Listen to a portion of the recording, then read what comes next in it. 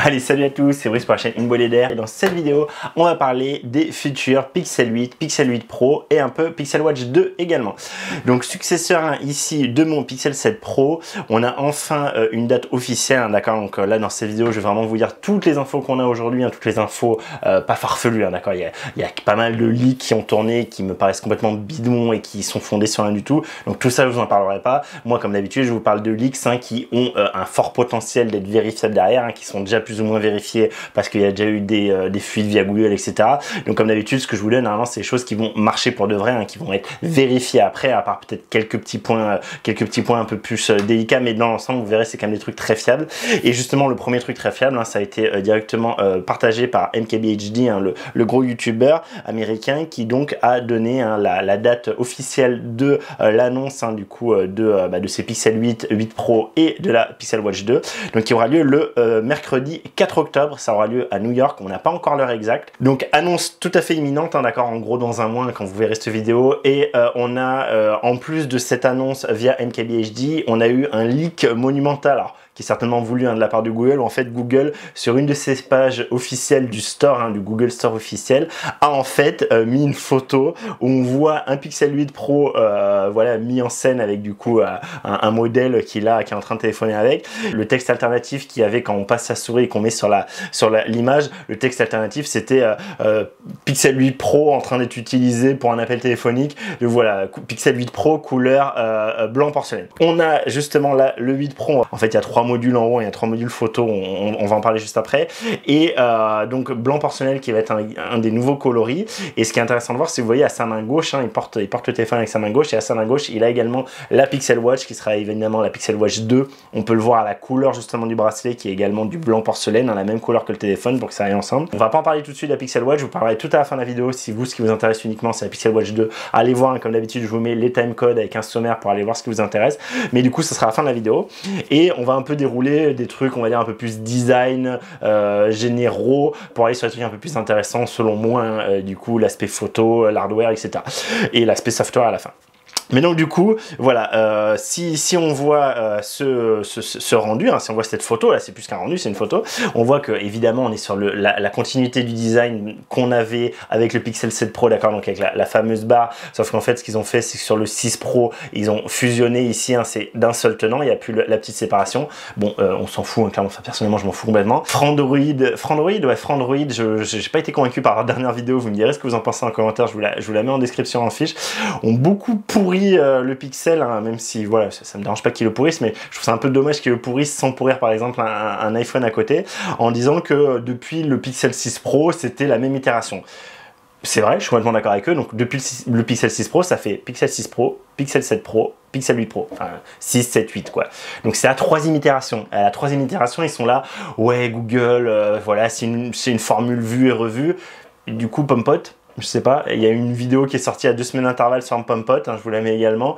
C'est du gros enthousiasme avec des énormes nouveautés parce qu'en gros, on n'a plus d'encoche dans l'écran parce que ça fait je sais pas combien d'années que tout le monde, qu'en tout cas les gens un peu sensés disent que c'est une aberration l'encoche de l'écran. Moi qui ai eu un LG G7, l'encoche m'a rendu fou dès le début et c'est très compliqué de pas le voir, moi je trouve personnellement, en particulier quand on regarde des vidéos à l'horizontale, bon ok. Et l'autre révolution chez Apple, effectivement, révolution, on a un port USB-C.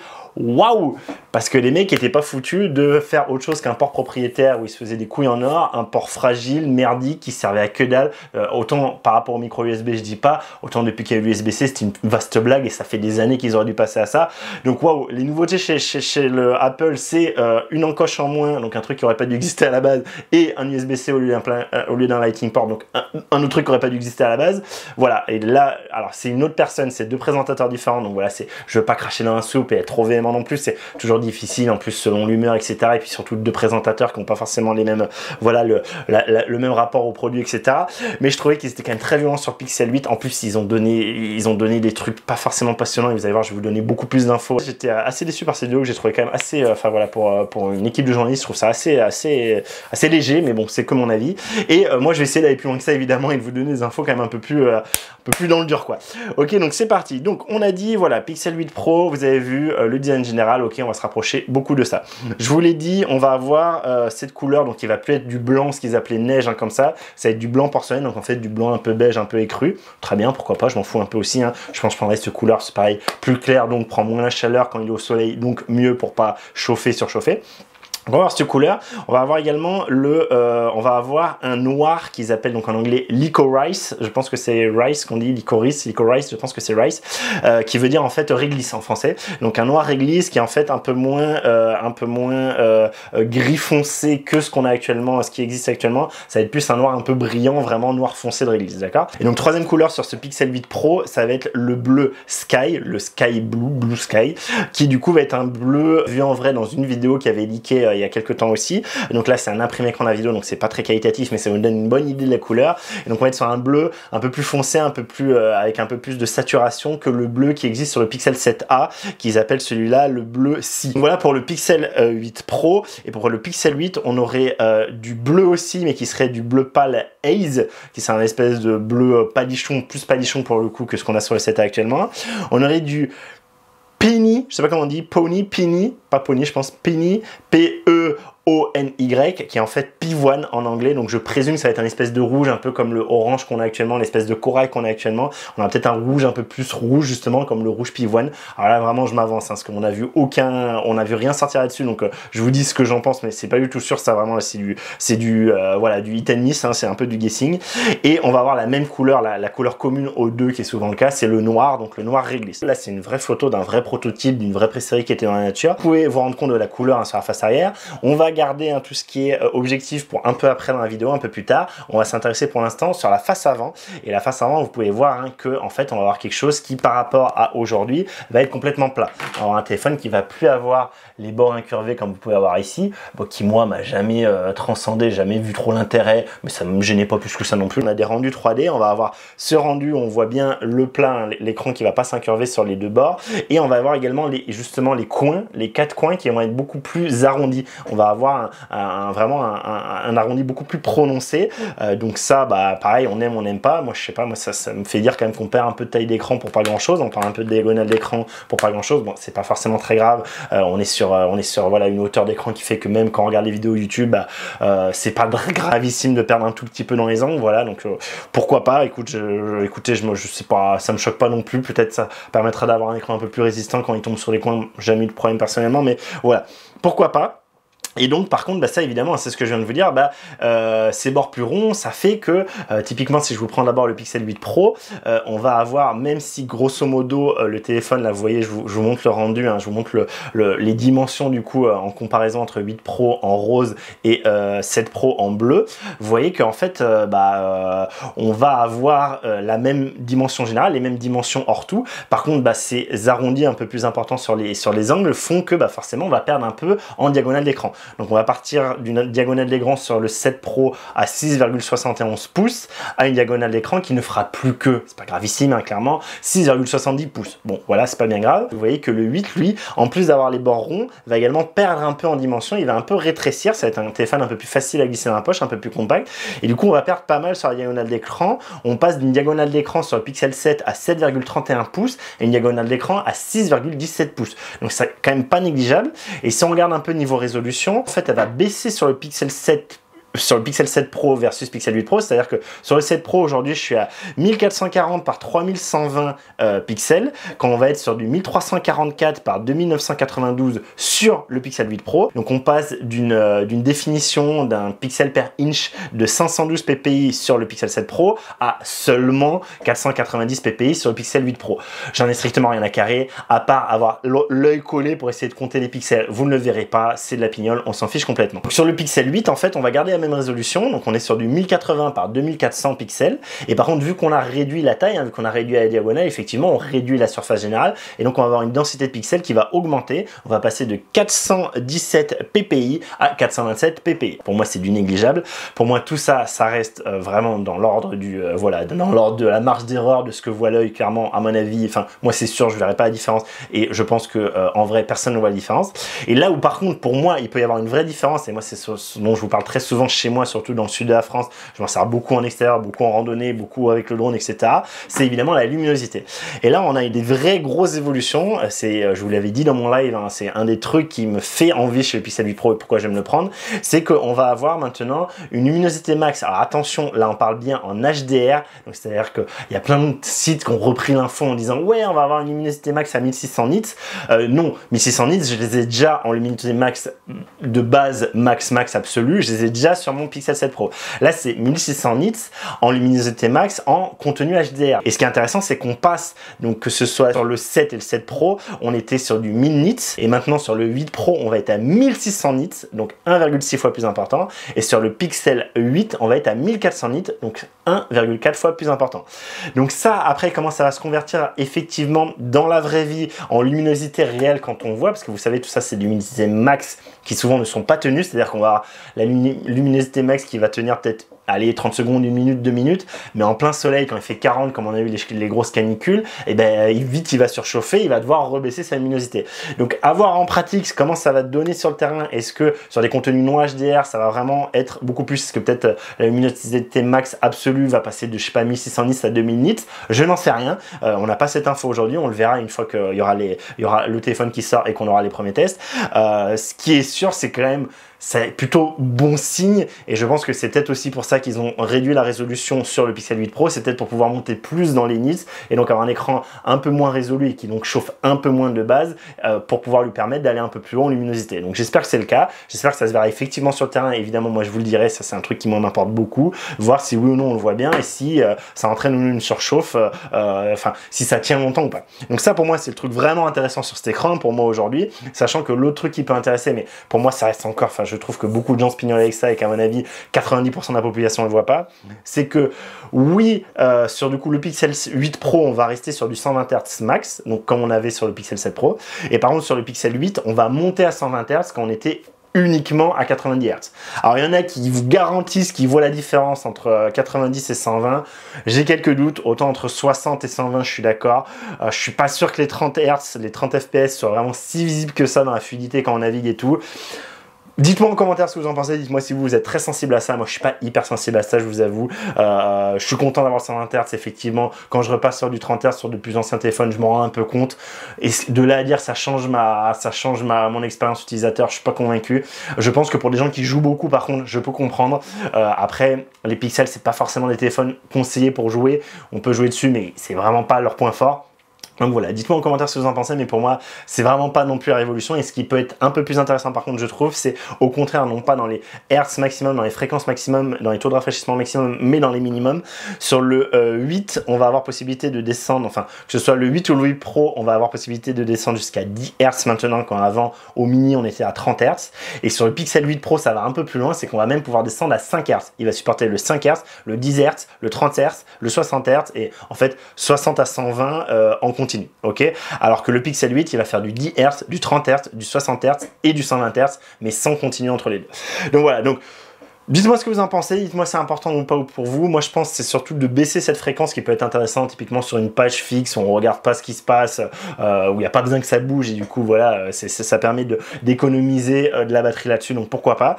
Et donc voilà, je pense que ça peut être intéressant. Est-ce que c'est révolutionnaire? Pour moi non, c'est cool que ce soit là, mais pour moi c'est pas non plus déterminant. Je préfère largement une luminosité. Moi ce que je veux c'est voir mon téléphone quand je suis en extérieur, voilà, que les mouvements soient un peu moins fluides en extérieur, j'en ai un peu rien à carrer. Si de toute façon je vois pas mon écran parce qu'il y a trop de reflets, je vois que dalle, bah là ça me fait chier. Quand je pilote un drone, ça me fait vraiment chier. Donc voilà. À côté de ça, donc ça c'était pour la face avant. Voilà, j'ai à peu près fait le tour. Moi, j'ai pas m'éternisé pendant 20 ans sur le design. Hein, vous avez vu, du coup, c'est plus exactement comme ça. Voilà. Maintenant, ce qui a beaucoup plus m'intéresser, c'est ce qu'il y a face arrière. Face arrière, là, oui, hein, cette barre, la barre en elle-même, pareil, j'en ai rien à carrer. Par contre, ce qu'il y a dedans, ça m'intéresse. Bon, alors déjà un truc que personne n'a remarqué, et j'espère que c'est une erreur de la part d'Android Authority justement, c'est que l'ordre a changé sur l'objectif principal, hein, le capteur principal et l'ultra grand angle. Vous voyez que moi sur mon Pixel 7 Pro, j'avais tout à gauche, d'accord, quand vous le regardez comme ça, le principal, au milieu l'ultra grand angle et à droite le téléobjectif, le 5X, d'accord, le périscopique.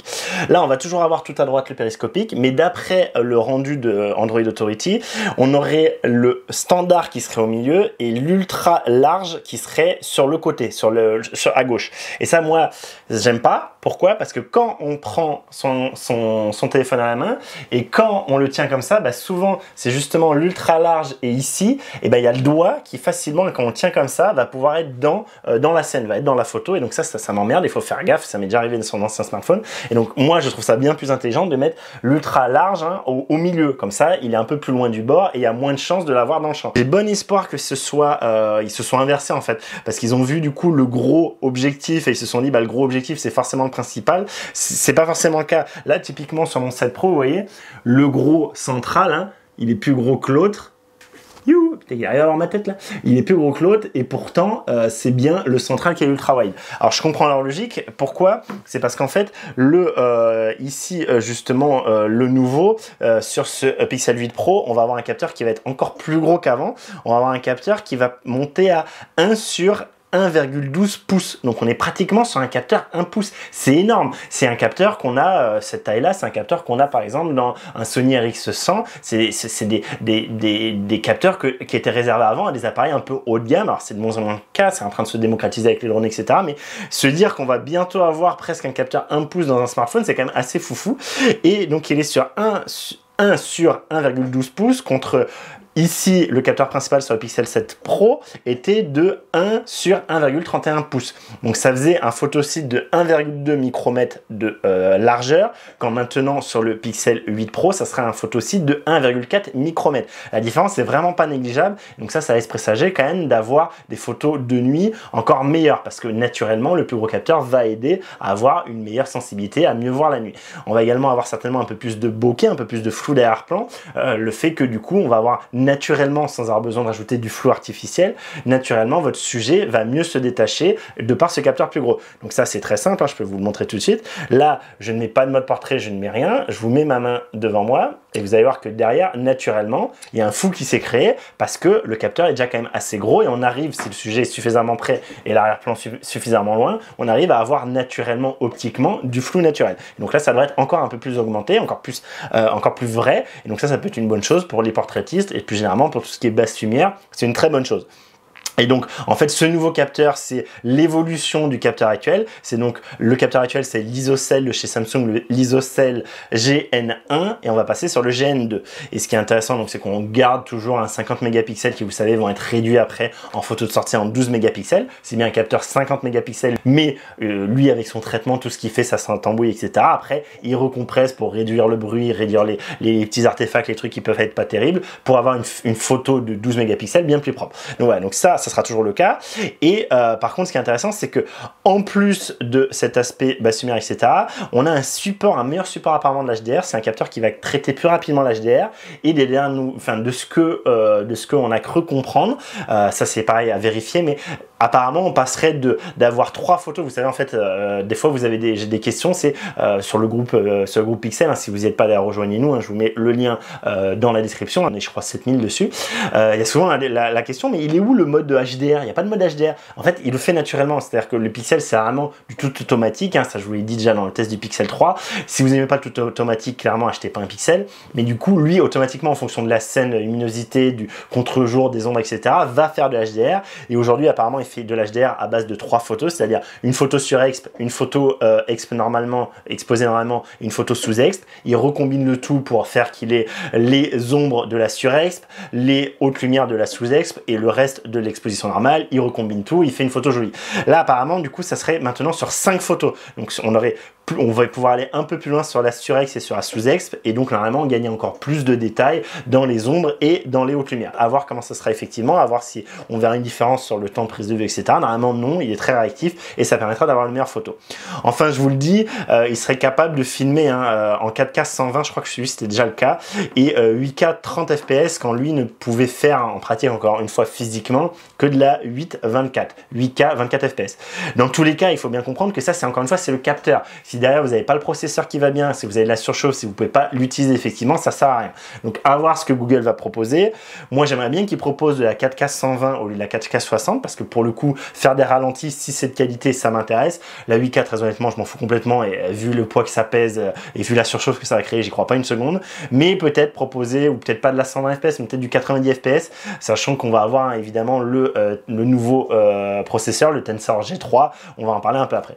Mais donc voilà, ça c'était pour ce capteur principal. Et donc ce capteur principal, je vous le dis, il change sur les deux smartphones, il change aussi bien sur le Pixel 7 que le 7 Pro. Ce capteur principal, dans les deux cas, va passer du GN1 au GN2. Donc avec tout ce que je viens de vous dire. Si je fais les trucs qui n'ont pas changé, sur le Pixel 8, à côté de ça, le capteur ultra grand angle va rester le même. On va avoir le IMX 386 qui fait 12 mégapixels par rapport au capteur principal. Si on compte que c'est un 1X, du coup, cet ultra grand angle est un 0,55X et je peux vous dire, ça fait du 114 degrés de champ de vision. On a une ouverture de f2.2, ça ne change pas. On est comme avant, c'est exactement le même que ce qu'il y avait sur le Pixel 7. Par contre, sur le Pixel 8 Pro, là, il va changer. Sur le Pixel 8 Pro, on va passer sur un IMX 787 de 64 millions de pixels. Donc, on passe d'un 12 millions de pixels à 64 millions de pixels. Encore une fois, la photo finale fera bien 12 mégapixels, donc ça ne changera rien à vous. Par contre, ça veut dire beaucoup plus de mégapixels. Ça veut dire que lui va avoir beaucoup plus de pixels pour retravailler, recombiner et justement essayer de réduire le bruit. Et je m'attends à ce que ce capteur-là soit bien meilleur en basse lumière. En champ de vision, ça fait du 0,49X. Donc, vous voyez, on est plus large que du 0,55X. Donc, je sais pas exactement combien ça fait en degrés, mais ça fait plus que 114 degrés. Ça fait peut-être du 120 degrés. Je sais pas, je vous le dis au pif, hein, mais ça fait beaucoup. Du coup, ça fait un gros champ de vision. Et donc, voilà, hein, pour cet ultra grand angle. Donc, il change également, hein, cet objectif change. On a deux objectifs qui changent sur le Pixel 8 Pro, c'est le standard et l'ultra grand angle. Et donc sur le Pixel 8, évidemment, on n'a pas de zoom, on n'a pas de téléobjectif. Par contre, sur le 8 Pro, on va garder cette fois-ci le même que celui du Pixel 7 Pro, qui je trouve marche très bien, parce qu'en faible lumière, il est vraiment pas mauvais. Et donc je vous le rappelle, hein, c'est du coup le Samsung GM5, hein, c'est un objectif périscopique de 48 mégapixels avec des photocides de 0,7 micromètres et qui a un zoom en fait hein, de 5x par rapport à l'objectif standard. Et donc ça fait un champ de vision de 20,6 degrés avec une ouverture de f3.5. Voilà pour toutes les infos. Sur l'autre chose qu'on peut avoir hein, sur du coup le Pixel 8, c'est le fameux petit capteur, vous savez, de détection, hein, c'est le TOF, donc le Time of Flight, qui est en fait le capteur qui va aider à la mise au point, qui va aider à ce qu'on ait une meilleure mise au point, une mise au point plus rapide. Ça va rester le même sur le Pixel 8, à savoir le VL53L1, mais il va évoluer sur le 8 Pro, ça va être un nouveau qui va être le VL53L8, qui apparemment a 8 du coup 8 espèces de photosites justement pour aider, pour avoir plus d'infos et mieux aider à l'autofocus. Donc en théorie, encore une fois, on devrait avoir tout ça combiné, devrait aider à avoir un meilleur autofocus dans tous les cas. Et peut-être même de nuit, hein, vous savez, aujourd'hui, autant je trouve de jour l'autofocus c'est foufou, autant c'est vrai que de nuit, hein, très vite, quand on essaie de faire une photo de coucher de soleil, le soir, la lune, des choses comme ça, bah, c'est plus vite compliqué et on sent qu'il patouille, qu'il galère, on a beau essayer de lui dire fais la mise au point là, il pompe, il n'y arrive pas. Donc en théorie, on devrait avoir quelque chose de mieux. Je le vérifierai dans les tests, évidemment, quand je ferai les tests. Donc voilà, donc ça c'est cool. Et le capteur frontal aussi hein, reste identique, hein, que ce soit sur le 7 Pro, 8 Pro, c'est le même. C'est le Samsung 3J1 de 11 mégapixels qui fait 92,8 degrés f2.2 et ça fait des photocides de 1,22 micromètres. Ce qui est intéressant, c'est que sur les deux, donc on va avoir un flash. Bon, à ce niveau-là, je sais pas s'il change ou pas, mais ce qui est intéressant, c'est qu'on aura une nouvelle fonctionnalité avec apparemment un flash qui serait adaptif et qui va être utilisé cette fonction en particulier pour les photos. On va du coup jouer sur la puissance du flash pour éviter d'avoir des photos cramées quand on utilise le flash. Bon, je sais pas vous, mais moi c'est vrai que 90% des photos en basse lumière, je les fais avec le Night Vision, d'accord, qui marche très bien. Par contre, c'est avec le Night Vision, si le sujet est en mouvement, bah c'est baisé. Parce que le Night Vision, hein, c'est une photo, c'est une pose longue en fait, et donc si notre sujet bouge, bah, le sujet va être flou, c'est normal. Donc du coup, quand vraiment c'est un sujet qui bouge, effectivement, je passe avec le flash. Et là, ça arrive d'avoir quelque chose qui peut jouer et voir en fonction de la scène, bah voir, ok, j'ai pas besoin d'illuminer autant, d'envoyer autant de sauce. Typiquement, on prend en photo quelqu'un assez près, on n'a pas besoin d'illuminer autant que si on prend quelqu'un à 2 mètres. Et donc là, normalement, on aura une adaptation de ce flash, de cette intensité de flash pour pouvoir avoir quelque chose de plus doux, de plus propre en sortie et pas avoir une photo complètement cramée à cause du flash. Donc voilà un peu pour tout l'aspect photo hardware, on va dire. Et ce qui est intéressant, c'est que vous voyez sur le Pixel 8 Pro, dans la barre là, il y a un capteur en plus, vous voyez, en dessous de ce que moi j'ai actuellement juste le flash, il y a un autre capteur. Là, en fait, ça va être un thermomètre. Alors, est-ce que c'est une bonne idée? Je ne sais pas. Est-ce que c'est pas un peu une idée farfelue, un peu comme on a vu, vous savez, sur le Pixel 4, où il y avait l'espèce de capteur, on pouvait diriger soi-disant à distance, ça marchait très mal, c'était très mal implémenté et ça servait à rien, c'était gadget. Est-ce que ça va être encore un gadget ou pas? En tout cas, on a eu une vidéo de démonstration, c'est clairement une vidéo officielle, hein. On voit comment il faut s'en servir, on voit que c'est quand même, c'est pas mal contraignant, il faut vraiment le rapprocher proche de la tête, il faut faire un mouvement comme ça, je vous l'affiche maintenant là. Vous voyez, ça a l'air l'air pas si facile, il faut rester à une certaine distance, il faut être assez près. Bon, je vois l'intérêt, je pense que ça a complètement un intérêt pour un peu l'aspect Covid, vous savez, vérifier la température, des choses comme ça. Après, à part ça, je vous avoue que, puis est-ce que vraiment on va s'en servir, est-ce qu'on va trouver que c'est assez fiable, etc. Je ne sais pas, j'ai peur que ce soit franchement un gadget, on va voir si par hasard il trouve une fonction de dingue, est-ce que ça permettra de vérifier la température du biberon ou vraiment même sur un objet. Ils ont dit que normalement, des petits leaks qu'on a eu, ça devrait marcher aussi sur les objets. On va voir à quel point ça marche, est-ce que c'est fiable ou pas. Ça, je pourrais vous faire le test avec mon thermomètre justement de bébé pour voir un peu. Est-ce que voilà, si on veut, je sais pas, on est en camping, on n'a pas le thermomètre de bébé, on peut un peu s'en sortir avec ça. Voilà, ça sera le truc à voir, mais je vous avoue que j'ai l'impression que ça fait un peu gadget quand même. Voilà, dites-moi également en commentaire. On va voir s'ils trouvent peut-être des applications de fou, mais j'ai quelques doutes là-dessus. Mais voilà, en tout cas, c'est un autre aspect de hardware qu'on va avoir sur le Pixel 8 Pro, qu'on n'aura pas sur le Pixel 8. Je vous l'ai déjà un peu mentionné, hein, le processeur, ça va être évidemment un nouveau processeur, ça va être le Tensor G3, donc l'évolution du G2 actuel sur les 7 et 7 Pro. Aujourd'hui, on sait que, bon, oui, Google évidemment a son petit cahier des charges, a des choses en particulier, à son architecture à lui, mais il n'empêche qu'en fait, de base, ça reste des processeurs Samsung, c'est des Exynos qui, du coup, sont pas réputés comme les meilleurs. On sait que les Snapdragon sont plus puissants, en particulier pour du jeu, etc. Mais voilà, sur Google, on cherche pas forcément la puissance brute. Encore une fois, on va chercher plus l'architecture générale, on va chercher le fonctionnement général et surtout l'implémentation avec l'aspect software, comment c'est bien mis en place tout ça. À mon avis, si vraiment votre but principal c'est jouer, n'achetez pas un Pixel, n'achetez pas un Pixel tout simplement. En tout cas, nouveau processeur qui sera le même, encore une fois comme d'habitude, depuis les 6 on est habitué, c'est exactement le même entre la version normale et la version Pro. On va avoir 12 Go de RAM sur le 8 Pro et on va avoir 8 Go de RAM sur le 8. On va avoir, petite nouveauté, une nouvelle mémoire, une nouvelle capacité de ROM sur le 8 Pro, c'est-à-dire qu'on va monter jusqu'à 512 Go, donc on va avoir du 128, 256, 512. Alors à vérifier, est-ce que ça sera bien disponible en France, est-ce que ce sera bien disponible dans tous les coloris? Je ne sais pas. En tout cas, aux États-Unis, ça sera le cas normalement. Tous les coloris, tous les Pixel 8 Pro, les 3 coloris pourront aller jusqu'à 512 Go. Au niveau batterie, on va monter à 4950 mAh sur le 8 Pro et on va avoir une charge qui va monter.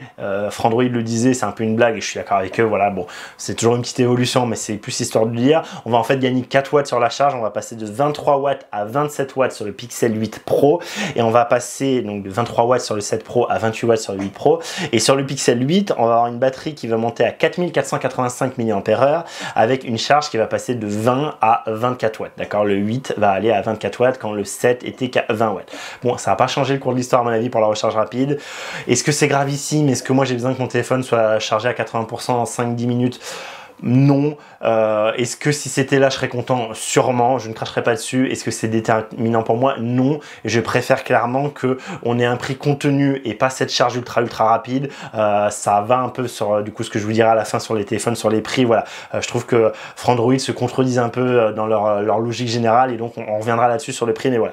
Du coup, une batterie un peu plus grosse, une charge un peu plus rapide, couplée au processeur qui en théorie devrait être un peu moins énergivore. Moi, ça c'est toujours à vérifier dans la vraie vie. On devrait avoir peut-être une un peu meilleure autonomie et un truc dont très peu de personnes, en particulier en France, personne n'a parlé, je crois, et qui pour moi est pourtant le deuxième point après l'écran, qui pour moi est vraiment une révolution si ça arrive vraiment et me fait l'acheter carrément, il n'y a pas de souci, je le prends, c'est que on aurait potentiellement un modem satellite dans les 8 et 8 Pro.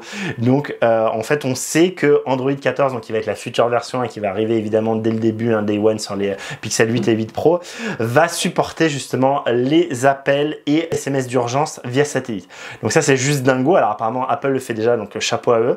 En fait, du coup, il y a une association entre Android et Snapdragon, justement, qui a apparemment une constellation de satellites, et peut-être il y a aussi un marché, une entente avec Elon Musk et SpaceX, où donc du coup, on pourrait profiter un peu de tous ces satellites pour pouvoir, alors, pas faire de l'appel et des SMS, voilà, comme ça, H24, hein, clairement pas, mais au moins pour de l'urgence.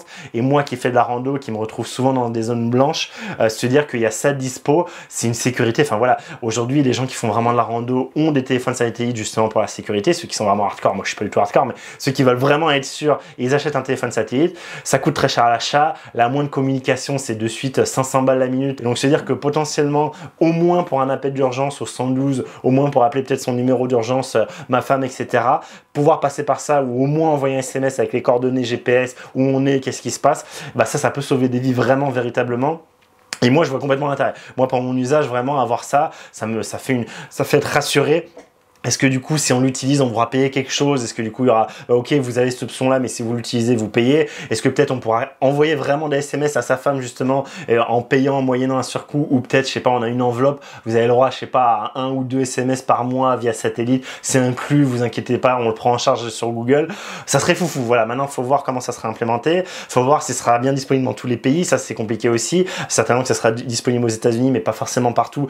Heureusement, la constellation de satellites qui a là déjà est bien répartis autour du globe, et donc en théorie la France devrait être dedans sans problème. Ça pareil, il faudra le vérifier justement dans l'application SMS, c'est à dire qu'il n'y aura même pas besoin de passer via une application tierce, ça sera directement dans les SMS, et je présume que pour les appels ce sera pareil, c'est à dire si on n'a aucun service, et ben, du coup l'appel d'urgence est fait via le satellite, donc ça serait juste foufou, hein, ça serait vraiment génial.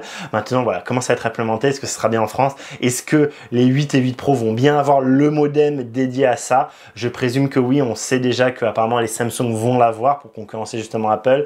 Je pense que surtout si Android développe ça, Google développe ça, ils vont vouloir les mettre dans leur téléphone, et donc certainement on aurait ces téléphones-là, donc le futur Samsung Galaxy S, je sais plus combien maintenant, 24 maintenant, vu que c'est les années, c'est facile chez eux, et les Pixel 8 Pro auraient ça, et est-ce que ça sera bien implémenté, est-ce qu'on pourra bien l'avoir en France, et à quel point on pourra l'utiliser, ça va être à déterminer, mais je trouve déjà que ça va dans le bon sens, et je vous dis, c'est une petite révolution, ça veut dire plus avoir besoin d'avoir un téléphone satellite pour les gens qui, voilà, ça rassure de dingue. C'est comme un peu la Pixel Watch pour moi quand je vais naviguer. Voilà, bon, ça on va en parler après hein, sur la Pixel Watch, mais voilà. Du coup, très cool, vraiment très cool. Et dernière chose, justement, je vais vous parler un peu de la Pixel Watch, un autre truc qui va être commun aux deux. Il n'y a pas l'aspect satellite hein, sur la Pixel Watch, mais il y a cet aspect-là, c'est l'aspect UWB, donc Ultra Wideband, des bandes ultra larges qui vont servir en particulier à avoir en fait un truc beaucoup plus rapide à se connecter, beaucoup moins énergivore pour tout ce qui est un peu pas lié au Bluetooth, un espèce de Bluetooth low énergie si vous voulez. C'est en fait ce qui est utilisé en particulier pour tout ce qui est, vous savez, tous les appareils de repérage d'endroits, en particulier les AirTags, vous voyez. Et donc ça, donc AirTags chez Apple, donc ils utilisent cette technologie justement pour repérer les AirTags, hein, utiliser le réseau de smartphones Apple, de smartphones d'iPhone et le réseau de tags pour se repérer plus facilement et trouver plus facilement un truc qu'on a perdu grâce à ça. Donc ça va arriver sur les Pixel 8 et 8 Pro, et ça vient aussi, on le sait, on sait que Android est en train de développer ça, certainement qu'ils veulent développer aussi leur petit tag, hein, leur tag équivalent à AirTag, équivalent à Chipolo, à Tile, la Smart Tag chez Samsung, voilà, tous ces trucs là. Donc c'est plutôt cool à voir comment ils vont implémenter ça, ce que ça donnera, si ça va être intéressant, utile. Je vous rappelle, hein, je vous avais fait des tests hein, sur justement est-ce que ça pouvait être utile ces tags pour retrouver un drone qu'on a paumé, typiquement un drone à FPV. Je vous avais montré avec l'Avata que c'était pipeau complet et qu'en vrai on avait mieux plus vite fait d'écouter le son d'un beeper, hein, d'un détecteur de chute qui du coup bip très fort. Et donc voilà, peut-être que si ça sort, peut-être que j'essaierai de l'acheter juste pour le tester, pour me faire une idée, mais à mon avis ça restera gadget pour ce que j'en ai moi à faire. Mais je sais qu'il y a des gens, ils les mettent typiquement dans leur sac photo pour que même si on va avoir le sac photo, ils puissent vite le repérer et vite essayer de le récupérer. Voilà, les gens qui sont un peu tête en l'air, qui gardent des trucs, ça permet de retrouver plus facilement des trucs. Voilà, moi j'en vois pas trop l'utilité, mais ça ouvre des possibilités, ça ouvre des champs du possible qui va être intéressant. Voilà pour l'aspect hardware. En gros, il n'y a pas tellement plus à dire là-dessus. Est-ce qu'on est sur des révolutions? Peut-être pas, mais peut-être un peu quand même. Enfin, je veux dire, 2 objectifs qui changent sur le 8 Pro, c'est quand même beaucoup. Hein. C'est quand même pas négligeable. Je trouve que c'est plus que juste changer un port USB-C et enlever une encoche qui aurait jamais dû être là. Donc voilà, pour moi, c'est quand même très bien. C'est des évolutions, certes, pas, en tout cas, qui se voient pas forcément à l'œil nu, moins qu'un USB-C ou qu'une encoche, mais qui sont pour moi plus intéressantes. Enfin, qui vont vraiment dans mon sens. Et donc, moi, ça me va très bien. Et donc, ça, c'était pour l'aspect hardware. Et pour l'aspect software, donc je vous l'ai dit, évidemment, on sera sur Android 14, évidemment. Et un autre truc qui est intéressant, donc là, c'est pareil, il y a beaucoup de gens qui se sont emballés. C'est pas tout à fait clair comment la news est sortie, mais on devrait avoir plus d'années de mise à jour de Android. On devrait avoir maintenant jusqu'à au moins 5 ans de mise à jour Android, sachant que tout ça parle d'un article de 9 to 5 Google, je crois que ça s'appelle le site, où là je vous l'affiche, hein, c'est littéralement de ce qu'on a entendu, donc certainement ils ont des insights à l'intérieur de Google, ok, mais de ce qu'on a entendu, les updates pour le Pixel 8 devraient surpasser Samsung, ce que fait actuellement Samsung, sachant qu'actuellement Samsung est à 4 ans, donc si Samsung est à 4 ans de mise à jour, pour le surpasser, il faut être au moins à 5 ans, effectivement, ça se tient, et que peut-être que même ça se rapprocherait de ce que proposent les iPhones, qui seraient apparemment de 8 ans, hein, si je dis pas de bêtises.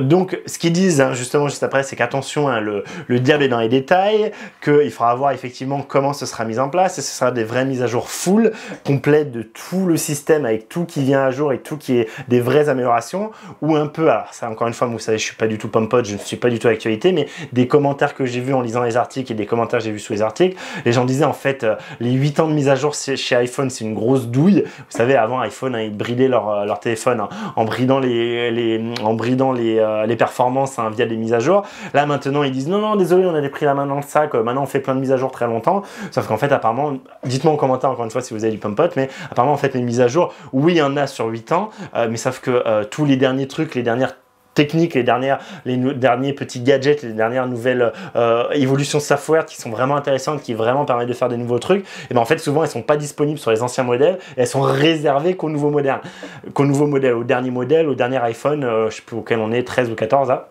13 je crois, bref, du coup en fait c'est du flan encore, c'est du pipeau, d'accord. Alors certes on aura au moins une mise à jour sécurité, mais on n'aura pas les mises à jour un peu plus poussées, et donc là c'est la vraie question, comment Google va implémenter ça, sachant que quand même beaucoup pensent qu'en fait Google ne l'ont pas proposé avant parce qu'ils attendaient un peu de voir comment bouger, comment ils arrivaient à maîtriser leur Tensor, leur processeur, enfin le processeur qui rachète à Samsung et qui font à leur sauce. Et du coup, est-ce que justement avec ces Google Tensor qui sont des évolutions petit à petit, qui vont bien, mais qui voilà sont peut-être pas non plus révolution, parce qu'à mon avis il y a le cas aussi chez Apple, hein, mais voilà, est-ce que du coup en maîtrisant ces processeurs, eh bien, ils vont pouvoir maîtriser les mises à jour et faire que oui, même 5 ans ou 8 ans plus tard, on peut continuer à proposer des mises à jour parce que le processeur n'est pas si à bout de souffle que ça et arrive à prendre dans les dents et arrive à implémenter tout ça. Voilà, on verra ça, mais c'est plutôt une bonne nouvelle. Au moins sur les mises à jour de sécurité, on les aura. Après niveau software, bon à part certainement des petits tweaks, hein, sur les interactions, sur comment les menus sont mis, des choses comme ça, on aurait par exemple, oui, apparemment la barre de son va encore changer, on va avoir encore une barre de son un peu différente, donc on va voir comment ça sera implémenté. Mais voilà, à part ça, il n'y a pas non plus de ce que j'ai vu, voilà, il n'y a rien de révolutionnaire très clairement. Et ce qui va plus bouger, et ça c'est pareil, personne n'en a trop parlé, et pour moi c'est plus intéressant, parce que pour moi si vous achetez un Pixel, c'est vraiment pour l'aspect photo principalement, même si oui il y a l'aspect software aussi, mais je pense que le plus important c'est la photo. Dégainer, faire une photo vite et bien, ça vous aurez une photo dans tous les cas qui sera belle, et du coup justement l'application photo va pas mal évoluer avec une nouvelle réorganisation de toute la mise en page, de tout comment c'est présenté, avec un truc que moi je trouve très bien, c'est que on aura une séparation vraiment dès tout en bas, on aura un toggle, un petit bouton pour choisir entre le mode photo et le mode vidéo. Ça sera plus comme aujourd'hui en fait où on a le mode photo qui est juste à côté, on a le mode vidéo qui est juste à côté, appareil photo, et ensuite on a cinématique, mais de l'autre côté on a également des modes photo. C'est un peu le bazar, moi souvent je trouve, sans faire exprès, je vais dans le mode photo ou dans le mode vidéo alors je suis dans l'autre. Voilà, je trouve ça assez mal implémenté. Je pense que séparer les deux, où du coup on aura d'un côté tous les modes photo et de l'autre côté tous les modes vidéo, ça sera bien plus logique, bien plus ergonomique. Justement ces modes là aussi, cette organisation des modes, apparemment on va avoir quelques petites modifications, comment ça va être agencé. On va avoir toujours dans tout ce qui est agencement un switch entre d'un côté ce qui aujourd'hui est à droite pour aller dans la galerie et ce qui aujourd'hui est à gauche pour renverser l'objectif et du coup passer sur le capteur frontal. Ça va être switché, c'est-à-dire que du coup le capteur frontal sera à droite et la galerie à gauche. C'est ce qui fait sur 90% des smartphones par ailleurs. Et moi je sais que quand j'étais venu de LG, ça m'avait beaucoup perturbé par exemple, et je crois que Samsung aussi, hein, c'est le cas. Donc là ils vont se remettre plutôt par rapport à ce que font les autres. Mais voilà, du coup pour ceux qui sont habitués maintenant sur Pixel, il va falloir se réhabituer. Bon, c'est pas gravissime, hein, voilà, c'est un peu des choix ergonomiques qui changent. Un truc qui par contre est pas mal, je trouve, c'est que moi typiquement, hein, sur mon 7 Pro, pour aller chercher les paramètres là tout en haut à droite, ben, une main c'est très compliqué, il faut décaler la main et vraiment chercher ça si on est en train de faire autre chose avec l'autre main, etc. Là du coup en fait on va pouvoir directement swiper, on va pouvoir venir directement en bas de la zone où on voit en bas du viewfinder, on va pouvoir faire un petit mouvement comme ça. Alors là vous voyez que aujourd'hui c'est en train de changer la caméra frontale de la caméra dorsale, mais apparemment hein, sur la nouvelle itération, bah, ça fera vraiment justement l'apparition de tous les paramètres. Donc ça je trouve que c'est plutôt une bonne chose, hein, ça permettra d'être plus agréable à une main, et c'est peut-être aussi pour ça qu'ils ont switché d'un côté le côté passé sur le capteur frontal, parce qu'effectivement quand on veut le chercher sur le Pixel 7 Pro, bah, faut un peu tendre le pouce, hein, quand on a des mains de taille M comme moi, et là bah, il sera beaucoup plus facilement accessible, et vu qu'on n'aura plus le raccourci pour directement changer avec le swipe, bah, peut-être que c'est pour ça aussi qu'ils l'ont switché. switcher. Pourquoi pas? Écoutez, on verra en pratique, je vous dirai tout ça. Mais c'est plutôt moi des petits tweaks que ça me va. Et donc en vidéo, hein, là on va parler pas mal, il y a pas mal de nouveautés sur la vidéo, on va avoir pas mal de petites choses. On va avoir entre autres, une fois que votre vidéo sera enregistrée, l'intelligence artificielle va un peu la regarder, un peu, vous savez, comme quand on a comme pour le Top Shot. Le Top Shot en fait c'est une petite vidéo, c'est parce que j'utilise pas parce que la résolution est merdique, mais en fait c'est une petite vidéo où automatiquement l'IA va chercher le moment où on sourit, on ouvre bien les yeux, on est content, on a une expression heureuse, et il va nous donner un peu voilà des petits points en nous disant bah c'est là où c'est le mieux. Et ben là ce sera un peu la même idée, on va avoir directement des highlights, un peu comme on peut avoir sur GoPro, des choses comme ça, où l'IA va nous dire bah voilà, ta séquence vidéo, je l'ai un peu segmentée en fonction de ces scènes là, et du coup bah c'est plus facile d'aller chercher un truc dedans. À voir encore une fois comment ça sera implémenté, mais ça fera peut-être gagner du temps, ceux qui filment beaucoup avec leur téléphone, pour vite trouver un endroit à un moment donné, ça sera peut-être plus facile et plus agréable. Donc ça voilà, ça sera un peu en post-prod. On aura également apparemment en post-prod une sélection de flou d'arrière-plan en post-prod, un peu comme on peut avoir sur la photo aujourd'hui. Et en fait c'est un peu l'idée, vous allez voir hein, sur d'autres trucs, un peu ce qu'on a aujourd'hui sur la photo, ils essayent de le mettre dans la vidéo, donc c'est encore une fois, bah, ça demande quand même beaucoup de ressources, et c'est là où on voit que l'implémentation du Tensor aide pour tout ça, et que même si le processeur n'est pas ultra violent, bah, l'aspect combo architecture proso maîtrisé et software très bien maîtrisé fait que c'est possible. Et donc on va avoir ce flou d'arrière-plan qui serait possible en post-prod, et on va avoir également on va avoir également le fait, vous savez, comme sur la photo, d'avoir le face and blur. Le face et le picture and blur, le photo and blur. Vous savez, quand on a une photo un peu floue, un peu une vieille photo, un petit flou de mouvement, pas de beaucoup, mais qui a suffi à ce que ce soit pas bien net. Et bien, sur de la photo, c'est vrai que c'est complètement bluffant ce qu'ils arrivent à faire grâce à l'IA, entre autres. Là, du coup, on va pouvoir le faire également en vidéo. Donc, la puissance de calcul derrière est quand même très importante. Donc, bien joué à eux. Encore une fois, on va voir ce que ça a donné. Mais à tous ces trucs logiciels, je fais vraiment confiance à Google pour ça. Je pense que ça va bien marcher et ça sera foufou. Donc, voilà. Potentiellement une vidéo un peu floue, la rendre nette, hein. Donc ça, je sais que pour les photos, il y a des gens qui récupèrent des vieilles photos, les mettent dans le pixel juste pour les déflouter, pour les rendre plus nettes. Et donc est-ce qu'on va avoir également ça peut-être sur des vidéos, des vieilles vidéos qui étaient un peu floues, un peu merdiques, les gens vont les réchoper sur le téléphone juste pour faire ça. On va voir, mais en tout cas voilà, je trouve que c'est une bonne chose. On va avoir toujours en vidéo possibilité apparemment d'avoir des filtres directement intégrés, des filtres apparemment aussi en post-prod en théorie. Alors ça c'est pas très clair, ce sera directement en post-prod, mais de ce que j'ai compris, ce sera bien en post-prod. Donc on fait une vidéo normale et après coup si on veut lui mettre on veut un peu la pimper pour lui donner un petit style, mais ça va être vraiment des filtres à la Instagram mais sur une vidéo, donc à savoir rendu un peu VHS, rendu Super 8, rendu noir et blanc, rendu peut-être sepia, des trucs comme ça. Donc à voir comment ça donnera, pourquoi pas. Bon, à mon avis c'est un peu voilà, c'est un peu gadget, mais pourquoi pas, ça évite d'aller dans un logiciel de montage pour ceux qui voudraient faire peut-être des trucs pour les réseaux sociaux, etc. Donc pourquoi pas. Et on va avoir un autre truc également, toujours en post-prod, ça va être le Audio Magic Eraser, donc en fait la gomme magique audio. Donc c'est justement d'où était extrait une des toutes premières photos que je vous ai montré, là où on voyait le Pixel 8 Pro en bleu, et en fait ça c'est tiré d'une vidéo que là je vous montre, et en fait et je vais me taire, même je vais couper la vidéo là pour que vous écoutiez. En fait du coup l'idée c'est de en post-prod venir analyser le son, la piste audio, et venir gommer tous les sons qui peuvent être un peu embêtants. Alors je présume le bruit du vent, c'est déjà un peu ce qu'on a avec le zoom audio aujourd'hui, vous savez, directement dès l'enregistrement, mais ça va être encore meilleur. Et là l'exemple qui est donné, c'est vous avez un skate qui roule, donc roule, où là vraiment ça va être complètement estompé, et on va du coup pouvoir bien mieux entendre la voix, et en fait on n'entendra plus du tout le bruit du roulement. Donc je vous affiche ça tout de suite.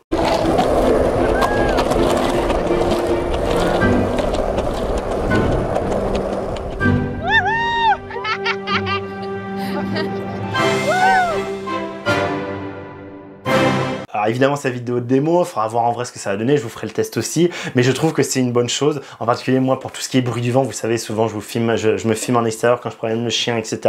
Et souvent chez moi il y a du vent, et pouvoir vraiment avoir un son plus qualitatif. Déjà le zoom audio là, quand on utilise la fonction un peu isolation de la voix, marche franchement pas mal. Si on peut avoir un truc encore meilleur derrière, moi c'est en avant Guingamp, il a dit banco, donc franchement c'est vraiment cool. Encore une fois, des choses, voilà, des trucs bien vus, des petits gadgets, mais qui sont pas si gadgets que ça au final, et qui peuvent vraiment sauver potentiellement une vidéo, hein. Moi si je vous parle pendant 20 minutes dehors, hein, quand je me vlog avec le téléphone, finalement j'arrive à la maison, tout est pourri, le son est inutilisable, c'est 20 minutes de perdu, je suis dégoûté, j'ai perdu mon temps, etc. Là si je peux le sauver grâce à ça, bah moi je suis d'accord, hein. Moi je suis carrément d'accord. On arrive sur la fin, sur les aspects Pixel Phone, hein, du coup Pixel 8, Pixel 8 Pro, et on va parler du dernier point qui est très important, qui est le prix. Donc par exemple dans sa vidéo, Frandroid l'a très bien dit, hein, aujourd'hui si les les Pixel, Pixel Pro, Pixel A sont autant recommandés, c'est qu'ils ont un rapport qualité-prix qui est quand même excellentissime, hein. On a un photophone qui est excellent, un téléphone niveau software qui est excellentissime, pour un prix somme toute assez contenu par rapport à ce qu'on peut voir chez Pompol, ce qu'on peut voir même chez Samsung, ce qu'on peut voir chez même Huawei, hein. C'est très cher maintenant Huawei, hein, mine de rien. Donc ça c'est cool. Et alors la mauvaise nouvelle, c'est qu'on devrait quand même avoir une augmentation, vous savez, entre les 6 Pro, enfin entre les générations 6 et 7, on n'a pas eu d'augmentation. Et là par contre, on a eu en fait un tweet, hein, du coup d'un mec qui a dû avoir des infos aussi, qui disait qu'en gros, il faut s'attendre à ce que sur tous les smartphones, on ait une augmentation de 50 $ à 200 $ en gros. Et dans les smartphones qu'ils donnent, ils donnent entre autres les 8 et 8 Pro. Donc je présume que ceux qui augmenteront moins les prix de parce qu'ils ont fait l'année dernière où ils n'avaient pas augmenté, ça sera plutôt les Google. Et donc je pense qu'on va se retrouver certainement, alors ça sera vérifié encore une fois, c'est une supposition, mais je présume que si augmentation il y a, je pense que ça va être 50 € partout. Je pense qu'on va avoir 50 € sur toutes les versions. Et par contre, vous savez, à chaque fois on prenait 100 € dans la tête juste pour rajouter le stockage. Est-ce que du coup on va garder cet écart de 100 €? Est-ce qu'on va également prendre un delta sur du coup les stockages plus importants? Est-ce qu'au lieu d'avoir 100 € en plus, on va prendre 120 € en plus? J'espère pas, et je pense pas trop, parce que ça ferait plus des chiffrons, ça serait un peu plus embêtant pour eux.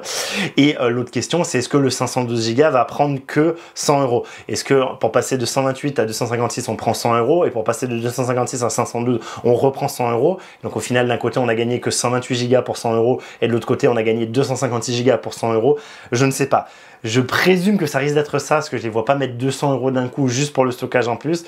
On va voir. Moi, je tape plutôt sur, on va gagner 100 € de chaque côté et on va gagner 50 € sur les versions de base, d'accord? Ce qui fait que tout va être décalé de plus 50 €. Et puis voilà. Je présume sur ça, mais là vraiment, il va falloir voir. Et ça, on va la voir que lors de la sortie officielle, qu'on aura les prix officiels avec le Google Store et tout ce qui va sortir des web. Bon, et petit complément, hein, justement, là, je suis en train de promener le bébé et surtout le chien là-bas. Et ce que je voulais vous dire, ouais, c'est que je me suis rendu compte que j'avais oublié de vous parler justement un peu de la conclusion en fait de Frandroid sur justement les prix. Vraiment, je vous invite à aller voir la vidéo et me dire ce que vous en pensez en commentaire. Il faisait un peu une wishlist, bon alors un peu façon lettre au Père Noël, donc pourquoi pas, mais quand même que j'ai trouvé assez contradictoire. Donc ils avaient 5 points qui leur allaient pas. Le premier point, c'est l'écran. L'écran, ils nous disent, alors que bon, ils en ont pas spécialement parlé avant, ils disent que l'écran, ils sont assez déçus dans leurs tests, donc dans leurs tests laboratoire avec leur sonde, de pas réussir à atteindre 100% du spectre des CIP ou je sais pas quoi, de pas avoir voilà une colo au poil. Alors bon, moi, dites-moi ce que vous en pensez en commentaire, mais j'ai jamais trouvé qu'il y avait un quelconque problème sur la colorimétrie de tous mes pixels, d'aucun de mes pixels, hein. C'est un peu un truc, je vous avoue que je me suis toujours un peu trouvé que ça prenait beaucoup trop de place dans les tests pro. Je veux dire, les mecs, voilà, les numériques, ils ont leur sonde, ils font tous les spectres possibles, et vous disent, oh bah on a un delta E de je sais pas quoi, là, du coup il est moins bon que le Samsung. Alors peut-être, mais en pratique, quand vous regardez votre écran, est-ce que vous voyez une grosse différence? Alors là, dites-moi encore une fois, hein, peut-être qu'il y en a qui sont plus sensibles à ça.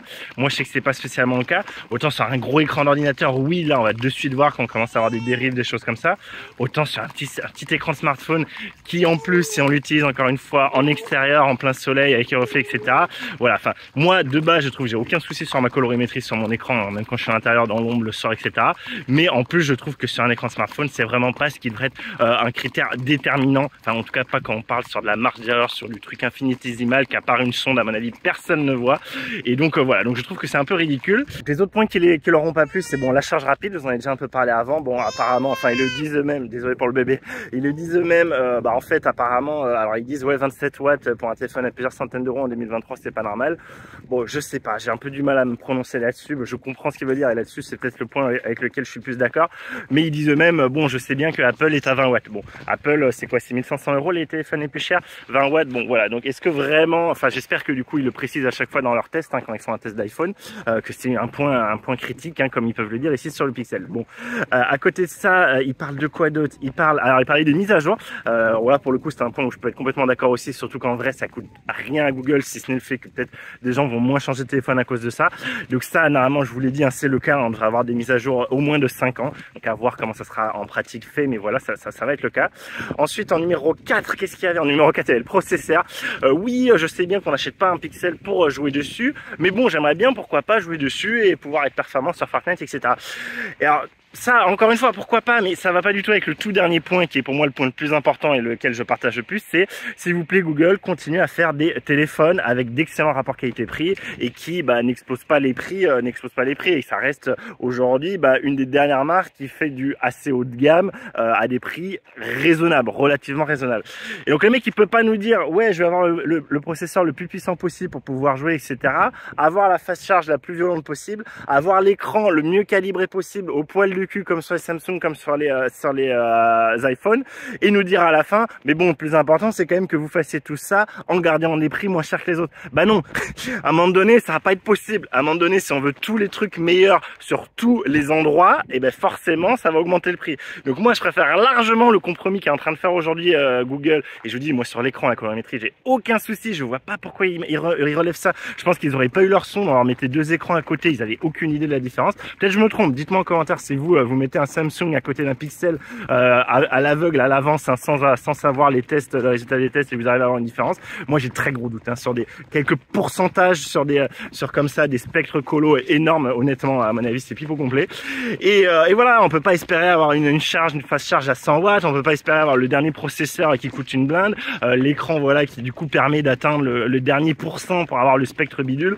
Donc pour moi c'est quand même franchement contradictoire, et Google, je fais comme eux, Google si vous m'écoutez, ils m'écouteront jamais évidemment, continuez à faire les compromis intelligents, à savoir favoriser sur quoi vous êtes fort, à savoir l'expérience utilisateur, la photo, et faites que votre processeur soit bon là-dedans, la retouche photo, la retouche vidéo avec ce que vous allez nous proposer en software, et surtout ne vous énervez pas à essayer d'aller sur des processeurs ultra puissants dont je pense 95% des utilisateurs de Pixel en ont rien à carrer, et ne pas se faire chier à essayer d'avoir le dernier écran. Je préfère largement que vous alliez dans le sens des écrans lisibles dans l'extérieur, quitte à ce qu'on perde un peu en spectre colorimétrique, et qu'au moins on les voit dehors plutôt que des écrans calibrés au poil de cul, mais que si on est ailleurs qu'en ville, à Paris, dans la grisaille, dans le métro ou dans une grotte, on n'arrive pas à regarder.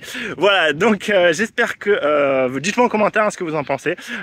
Évidemment le meilleur des mondes c'est tout avoir au max à prix pas cher, mais vous savez que ça n'existe pas, ça c'est dans le monde des bisounours. Donc voilà, je vous relaisse avec la vraie conclusion. Voilà. Sur la Pixel Watch 2, donc on part sur la Pixel Watch maintenant, apparemment il n'y aurait pas d'augmentation.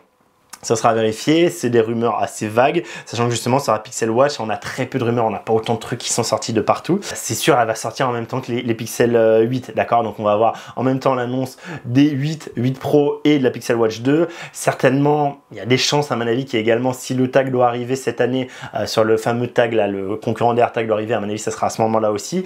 Et donc tout ce beau monde-là va sortir le 4 octobre. J'espère qu'on aura encore le bonus de précommande de la montre avec les pixels, à voir, est-ce que du coup ce sera peut-être que le tag. Moi j'espère qu'encore une fois on pourra, je vous rappelle, j'avais été un des seuls, je pense même le seul à vous dire en France que si vous précommandiez sur le Google Store, vous pouvez avoir au tout début la Pixel Watch en 4G LTE et pas uniquement en Wi-Fi.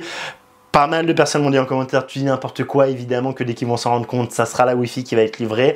Non, et ils n'ont pas fait ça parce que c'était une erreur de leur part. Ou alors c'était qu'ils épuisaient les stocks et du coup vous n'avez plus de stock de 4G. Mais en tout cas, moi j'ai bien reçu une 4G en cadeau.